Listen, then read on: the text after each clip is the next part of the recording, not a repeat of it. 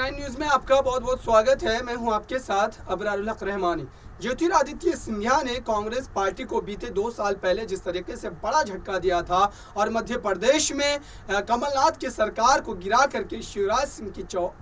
सिंह चौहान की सरकार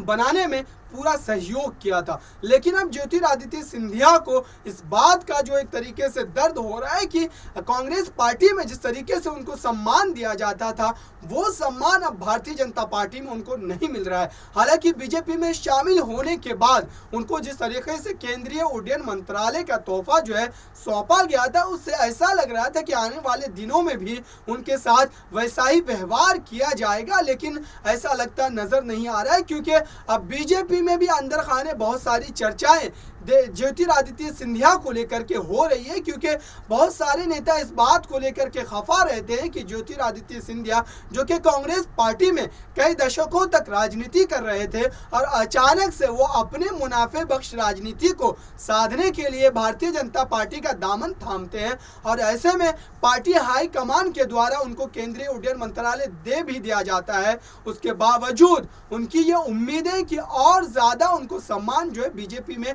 मिलना चाहिए। इस बात को लेकर के वो तमाम कार्यकर्ता, वो तमाम नेता जो बीजेपी से कई दशकों से जुड़े हुए हैं और लगातार अपने खून पसीना को बहा करके पार्टी के लिए जमीनी स्तर पर काम करते हैं, उनकी नाराजगी जो है वाजिब है, क्योंकि ज्योतिरादित्य सिंधिया सही मायनों में अपने मुनाफे के लिए ही बीजेपी का दामन थामा था, क्योंकि ज्योतिरादित्य सिंधिया को कांग्रेस पार्टी की तरफ से उस समय में लगातार जो है एक तरीके से